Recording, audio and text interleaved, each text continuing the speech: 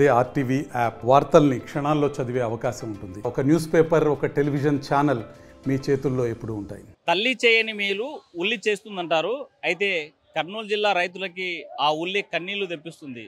ప్రతి ఏటా వేల ఎకరాల్లో ఉల్లి వేసి తమ అదృష్టాన్ని పరీక్షించుకుంటారు కర్నూలు జిల్లా రైతాంగం. కానీ ప్రతి ఏటా ఏదైతే రైతులకు అన్యాయం జరిగిందో ఈ ఏడాది కూడా అలాంటి వ్యవహారమే కనిపిస్తుంది కర్నూలు మార్కెట్ యార్డ్లో. మనం ప్రస్తుతం చూస్తున్నాము కర్నూలు మార్కెట్ యార్డ్లో ఇప్పటికే పెద్ద సంఖ్యలో పెద్ద మొత్తంలో టన్నుల కొద్దీ ఉల్లిగడ్డ వచ్చినటువంటి పరిస్థితి తాజాగా కనిపిస్తుంది. అయితే వందల ఎకరాల్లో వేల ఎకరాల్లో ఆరుగాలం కష్టపడి పెట్టుబడి పెట్టి లక్షలాది రూపాయలు పెట్టుబడి పెట్టి తీసుకొచ్చేటువంటి రైతాంగానికి మాత్రం మార్కెట్లో ఉన్నటువంటి దళారుల దెబ్బకి రైతులు విలవిలాడేటువంటి పరిస్థితి వచ్చింది. దీనికి ప్రధానమైనటువంటి కారణం ఎక్కువ రేటు కాకుండా తక్కువ రేటుకు కొనేందుకు స్థానికంగా ఉన్నటువంటి దళారులంతా ఏకమై రైతాంగాన్ని ఇబ్బంది పెట్టేటువంటి పరిస్థితి ఉంది. అయితే గత 3 రోజుల నుంచి అమ్మకాలు కొనుగోళ్లు జరక్క మరి బీటు రాక రైతులు మాత్రం అలసిపోయి సెదతీరుతున్నటువంటి పరిస్థితి మనకు స్పష్టంగా కనిపిస్తుంది. పక్కన ఉన్నటువంటి విజువల్స్లో కూడా చూస్తూ ఉన్నాము.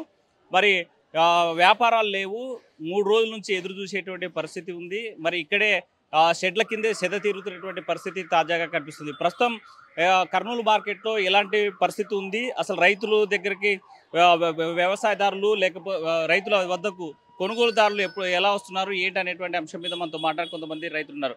చెప్పండి పెద్ద, ఎట్లుంది ఈసారి ధర, ఏంటి పరిస్థితి?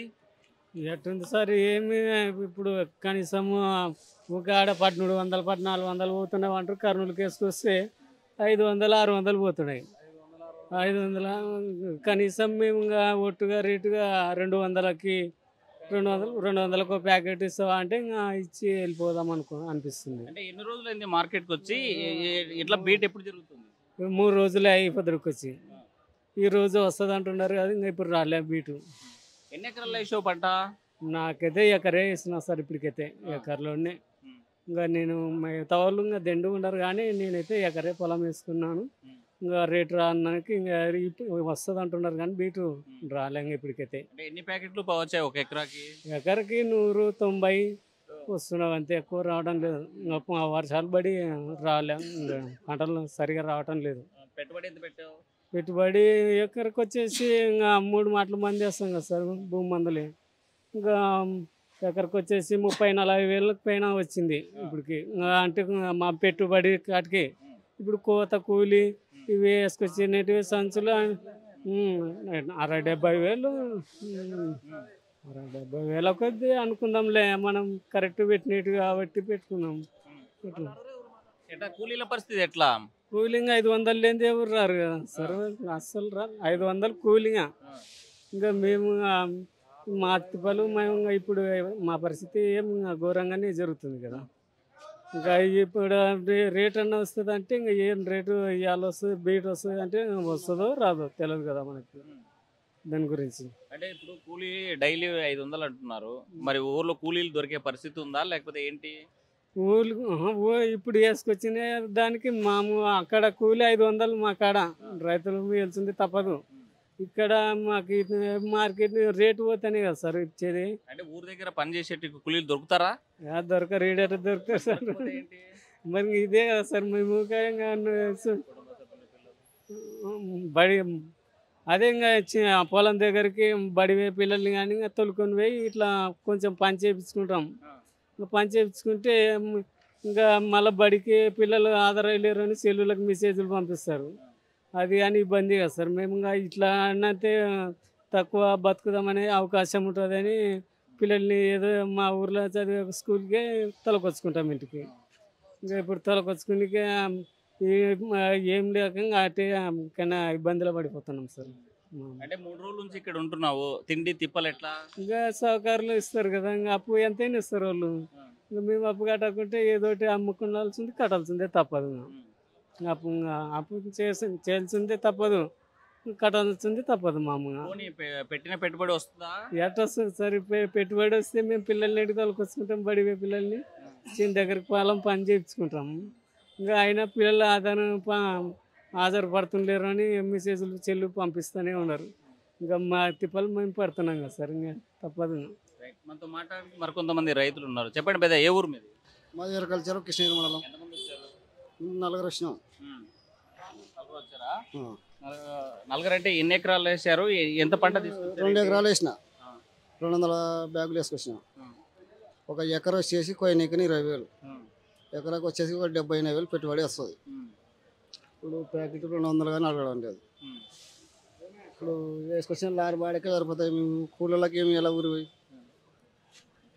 వాళ్ళు మనకి ఆసామి లారీ బాడకాడ పట్టుకుంటాడు, ఒక 500 1000 చేతులు పెడతాడు, మేము పోల్చింది 70,000 పెట్టుబడి పెట్టి రైతు ఎట్లా బాగుపడాలా? గవర్నమెంట్ దీనికి ఏమైనా గిట్టుబాటు ధర చేయాలా? ఇప్పుడు ఎంతమంది రైతులు 3 రోజులు ఎక్కడే ఉండబట్టి. మరి పెట్టుబడి 70,000-80,000 పెట్టారు కదా, గిట్టుబాటు ధర ఎట్లుంది? ఎట్లుంది? ఎకరాకి వచ్చేసి 80 క్వింటాలు 70 క్వింటాలు అయితే క్వింటల్ 300-400 పోతే ఇక్కడే సరిపోతుంది కదా సార్. మాకు ఎక్కడ వస్తుంది? ఊరికి కొనమని కానీ డబ్బు తక్కువ వస్తుంది. ఇలా పెట్టుబడి ఎట్లా చేసావు? పెట్టుబడి అప్పు చేసుకొని దిద్దుకోవాల్సిందే వాళ్ళ కూలీలకి. ఏం చేస్తావు? పెట్టుబడి రైతు అప్పు చేసుకొని ఇంకా దిద్దాల్సిందే. ఇప్పుడు ఇటుకి వచ్చిన లారీ బాడకి ఇక్కడే సరిపోతున్నాయి. కోపించిన కూలి ఎకరా 20,000, ఇప్పుడు ఎత్తనీకే లారీకే 8,000, వాళ్ళ కూలీలకి మళ్ళీ 8,000 ఇక్కడ నుంచి ఎత్తనీకే. ఒక ప్యాకెట్ 40 రూపాయలు చూడు ఇంకా నుంచి లోడ్ చేస్తే మాకు. ఒక ప్యాకెట్ కి ఎంత వస్తుంది? ఒక ప్యాకెట్ ఖర్చు ఎంత కొంటున్నారు? ఎంత ఖర్చు వస్తుంది? మన ఊరు నుండి ప్యాకెట్ చేరనీకి 80 రూపాయలు వస్తుంది. ఒక ప్యాకెట్ చేరనీకే నుంచి నీకు 40, బాడిగా 40. ఒక ప్యాకెట్కి 80 రూపాయలు ఖర్చు. ఇటుకి ఎంత కొంటున్నారు? ఎంత 200 కానీ కొనడం లేక 2 రోజులు ఇక్కడ ఉండబట్టి 150 రూపాయలకు ప్యాకెట్ అడిగితే ఎట్లా? మరి ఏం చేస్తే బాగుంటుంది? గవర్నమెంట్ దీన్ని చర్యలు తీసుకోవాలా? ఇట్లా ఉంటే రైతులు ఇబ్బంది కదా. ఎన్నాళ్ళని ఇట్లా వస్తారు రైతు. గవర్నమెంటే దీనికి ఏమన్నా చర్యలు తీసుకొని కొంచెం న్యాయం చేయాలా. మరి చేసినప్పుడు కట్టగలవా ఈ రేటుతో? ఈ రేటుతో ఏం కట్టలేము. పొలాలు అమ్ముకొని కట్టాల్సిందే. ఈ రేటుతో ఏం మాకు ఫోన్కి ఛార్జ్ లేక వాళ్ళ బాడిగా 10,000, మనకి ఏమన్నా అప్పుగా 10,000 ఇచ్చింటారు. అది పట్టుకుంటారు వాళ్ళు. మా ఉత్తశాలతో వెళ్ళిపోవాల్సిందే. మరి ఏంటి అసలు ఏమి గిట్టుబాటు ధరని ఈ వ్యవసాయం ఎందుకు చేయాలి? వ్యవసాయం ఎందుకు చేయాలంటే రైతులు బుడ్డలు ఉల్లిగడ్డ వల్ల చేసుకోవాల్సిందే కదా. రైతు ఏం చేస్తాం? వస్తుందని ఆశతో ఏదో బతకాలని చేస్తున్నాం. అంటే ఒక ఏడాది ఆశ, 2వ ఏడాది ఆశ, 3వ ఏడాది కూడా అట్లే ఉంటే ఎట్లా? ఇట్లనే ఉంటే మంది రైతులు ఏం చేస్తున్నారు? లాస్ట్కి పురుగుల మందు తాగే అవకాశంగానే వస్తుంది. కట్టలేక, అప్పులు కట్టలేక చేనులు అమ్ముకునడం. ఇప్పుడు ఇంటి మేము ఉల్లిగడ్డలు అమ్ముకొని పోతే అప్పుల వాళ్ళు ఇంటి కాడికి రావడం, పోతే వాళ్ళు కోసిన వాళ్ళు 20,000 అంటారు. అట్లా చేసేయాలంటాం. దీనికి ఏమన్నా గవర్నమెంట్ చర్యలు తీసుకొని రేటు కొంచెం ఏదన్నా 1,000-1,500 కలిపితే బాగుంటుంది. రైట్, మనతో మాట్లాడి మరి కొంతమంది రైతులు చెప్పండి పెద్ద, ఏ ఊరు నుంచి వచ్చారు? ఎన్ని క్వింటాలు వేసుకొచ్చారు? నానేటికి 145 ప్యాకెట్లు వేసుకొచ్చిన. కోడుమూరు మండలం కలపారి గ్రామం. అది నిన్న మా ముచ్చుగుడు 3 రోజులైంది వచ్చి పడింది. 200 ప్యాకెట్ ఇస్తావా, 150 ప్యాకెట్ ఇస్తావా అని అడుగుతున్నారు. మేము 150, 200 ఇస్తే మామూలుగా కోసిన కూలీలు ఏమి ఇవ్వాలా, బాడిగలు ఏమి ఇవ్వాలా, వాళ్ళ పెరిగిన కూలీలు ఏమి ఇవ్వాలా. మాకు ఇంకా అసలు ఏమి వీటి నుంచి అయితే అది ఏమైతే ఏం లేదు. ప్రభుత్వం గిట్టుబాటు ధర ఇస్తాం బాగా అమ్ముకోండి అంటుంది కదా. ప్రభుత్వం మేము ఎస్కోట్ ఇస్తామన్నారు కానీ ఇంతవరకు ఎస్కోట్ అయితే వేయలే. ఎన్ని రోజులైంది బీట్ పాడకడా? 3 రోజులైంది మొన్నటి నుంచి. ఏముకు వస్తున్నారు, 1-2 వస్తున్నారు, రాస్తున్నారు. వాళ్ళకి తగినైనా బాగా నాణ్యమైన సరుకు రాసుకుంటున్నారు, పోతున్నారు. అంటే సరుకు బాగుంటేనే కదా వ్యాపారులు కూడా కొనేది. సరుకు బాగుంటేనే అంటే మాది కూడా ఒక రకంగానే ఉన్నాయి. సరుకు బాగున్న సరుకు రాయి, బాగాలేని సరుకు కూడా దానికి తేడా రాయాలి కదా. నువ్వు కనీసం ఇంత ఉందని పేరన్నా పెట్టన్నా రాయాలి కదా. రాయడం లేదు. అంటే ఇది బాగుంది బాగలేదని ఎట్లా డిసైడ్ చేస్తున్నారు ఇక్కడ? మళ్ళీ వాళ్ళు కింద పోసి చూసినట్టువే కదా, చూసి రాసుకుంటావే. అంటే చూసి బాగుందో బాగాలేదు డిసైడ్ చేస్తారా? ఏమో వాళ్ళు ఎట్లా డిసైడ్ చేసుకుంటున్నారో ఎట్లా లేదు, వాళ్ళు రాసుకుంటున్నారు, పోతున్నారు. మరి ఎట్లా చేస్తే అన్యాయం జరుగుతుంది కదా. బాగుంది అన్యాయం జరుగుతుంది. మళ్ళీ మరి ఏం చేయాలి? ఏం చేయాలి, ఏమి అర్థం కాకుండా పరిస్థితి అయిపోయింది, రైతుది అయిపోయింది. అంటే ప్రభుత్వం కూడా రైతు గిట్టుబాటు ధర ఇవ్వాలి, మేము కూడా పెట్టుబడి సాయం చేస్తుందని చెప్తుంది గవర్నమెంట్. పెట్టుబడి సాయం ఏం చేసినట్టు చెప్పు. ఒక మంది సంచి కొనని పోతే 1,850-1,900 పడుతుంది. ఒక్క మంది ఏమిటి పెట్టుబడి సాయం ఎంత ఇస్తుంది? 5,000 ఇస్తుంది. 3,000-2,000 అన్నారు. అవి పన్నులకు పన్నాయి, పడనలకు పల్లి. మరి రైతు పరిస్థితి ఎట్లుంది ఏడాది? రైతు పరిస్థితి అయితే ఘోరంగా ఉంది. ఈ ఉల్లి సాగు గురించి అయితే చాలా ఘోరంగా ఉంది. ఏం చేస్తే బాగుంటుంది? ఏం చేసేది మాకే అర్థం కావడం లేదు. ఇక్కడ పరిస్థితి అయిపోయింది రైతు. మనతో మాట్లాడడానికి మరికొంతమంది రైతులు ఉన్నారు. అసలు కష్టపడ్డటువంటి కష్టానికి కనీసం లాభం కథ పక్కన కానీ పెట్టినటువంటి పెట్టుబడి కూడా రానటువంటి పరిస్థితి ఉంది. చెప్పండి పెద్ద, ఏ ఊరు నుంచి వచ్చారు? కోల్కల్ నుంచి ఎన్ని ఎకరాలు వేసావు? ఎకరన్నర పెట్టినాము, ఇప్పుడు అర్ధ ఎకర వచ్చింది. ఎకర ఇంకా కొంచెం నేత తోట. ఎట్లున్నాయి ఈడ ధరలు ఎట్లున్నాయి? ఏం అడగడం లేదు, ఇప్పుడు రాయనే రాయకపోయారు ఊకపోయినా. ఎన్ని రోజులైంది? ఈరోజు వేసుకొచ్చిన పొద్దున. అడగడం లేదు, రాసినారంటే రాయడం లేదు. ఈరోజు రాస్తారో లేదో అన్నమే అంటున్నాం. ఎంత ఉంటుంది అనుకుని వచ్చారు ఇక్కడ ధర? 500 నుంచి 1300 దాకా చెప్పినాడు సౌకర్యం. 500 నుంచి అంటే మామూలుగా 700, 800 పోతావే మనం వేసుకొచ్చిన. అది కానీ అడుగుతులేరు. నష్టం ఏం లేదు, లాభం. మొన్న వర్షానికి కన్నా కొరకటి తెగులు వచ్చినాయి. ఆ తెగుళ్ళు వచ్చినాయి కాబట్టి రేట్ అన్నా ఎక్కల కదా. పంట లేదు. అర్ధ ఎకరకు 100 ప్యాకెట్లు వచ్చేటివి 30 ప్యాకెట్లు వచ్చినాయి. పంట లేదు, నష్టమే. ఒకవైపు వర్షం నష్టం, ఇంకోవైపు మార్కెట్లో రేట్ లేదు. ఏం చేయాలి మరి? ఏం చేయాలి? రేటు పెంచాలా. రేటు పెంచితే బాగా గిట్టుబాటు ధర ఉంటే బాగుంటుంది రైతులం, లేదంటే నష్టపోతాం. నువ్వేమో ఈ రోజు వచ్చావు, 3 రోజుల నుంచి ఇక్కడ పడుకొని ఉన్నారు చాలా మంది. మరి అడిగావా ఎట్లా పోతున్నాయి వాళ్ళని? పోతుండలేవంట. ఎందుకంటే రేట్ లేనందుకు వ్యాపారస్తులు వినాయక చవితి కాబట్టి అందుకు వ్యాపారస్తులు వస్తుండేరంట. అంటే వినాయక చవితికి ఈ పంటకి ఏంటి సంబంధం? పైన ఇళ్ళ కంటే పై వ్యాపారస్తులు వాళ్ళు వద్దంటున్నారంట. ఈ వినాయక చవితి ఉన్నందుకు 10 రోజులు దాకా వద్దంటున్నారంట. అందుకే ఇల్లు కొంటుండలేరంట. అందుకే రేటు తగ్గింది. ఒక 10 రోజులు ఉన్న తర్వాత రేట్ ఎత్తుంది అంటున్నారు. ఇప్పుడు ఈ స్టాక్ ఉంది కదా, తీసుకొచ్చారు, ఇప్పుడు పెట్టుకోలేము, అమ్ముకోలేము. ఏంటి పరిస్థితి?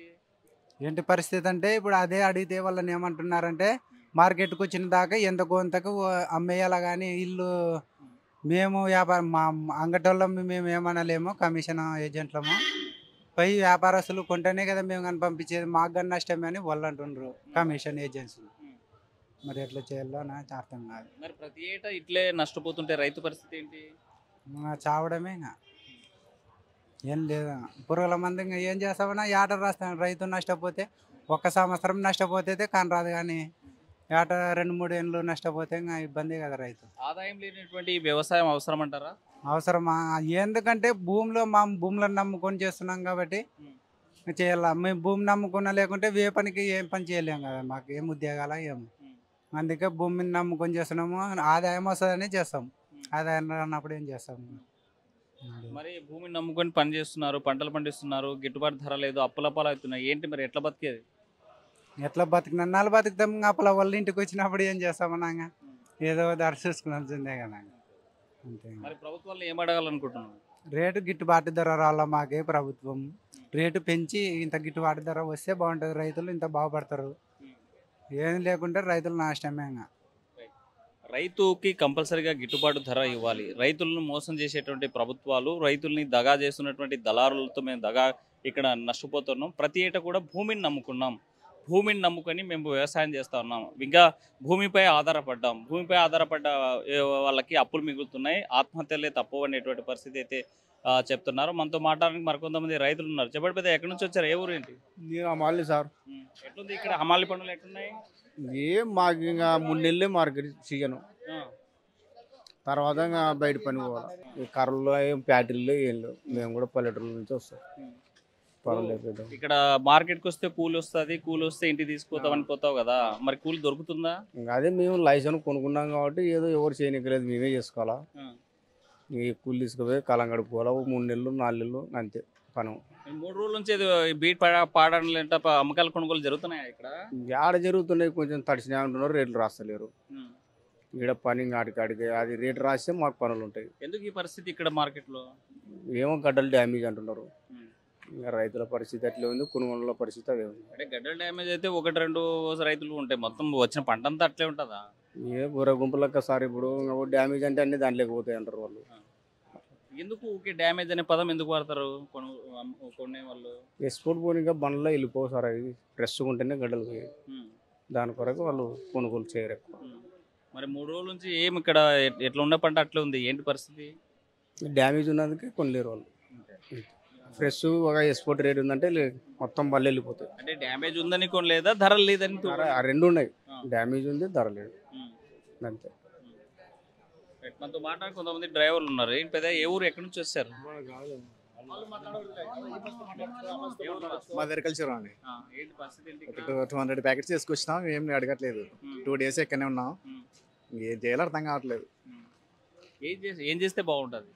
ఏం చేస్తా అంటే గవర్నమెంట్ ఆలోచించుకొని ఏదన్నా ఎక్స్పోర్ట్ కానీ ఇట్లా చేస్తే బాగుంటుంది. వ్యాపారస్తులు ఏం రావట్లేదు. అదే అంటే ఏదో గిట్టుబాటు ధర ఇస్తావు, రైతులకు మంచి చేస్తామని ప్రభుత్వం గిట్టుబాటు ధర ఎక్కడ ఉంది? ఏం లేదు అసలు. 100 రూపాయల ప్యాకెట్ కూడా ఎవరు తీసుకోవడం లేదు. ఇక వచ్చి ఇక ట్రాన్స్పోర్ట్ కూడా చేయట్లేదు. ఒక ప్యాకెట్కి ఎంత పెట్టుబడి పెడతావు?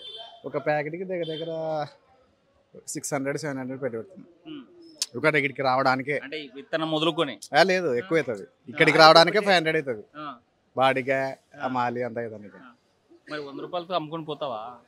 అది కూడా లేదు, అది 100 రూపాయలు కూడా ఎవరు అడగట్లేదు. ఏం చేస్తాం మరి? ఎందుకు అడగట్లేదంటే కలెక్టర్ను ఏమో అడగొచ్చు కదా వెళ్ళి. కలెక్టర్ అంటే పోదాం ఈరోజు చూసి సాయంత్రం ఏమన్నా చూసి.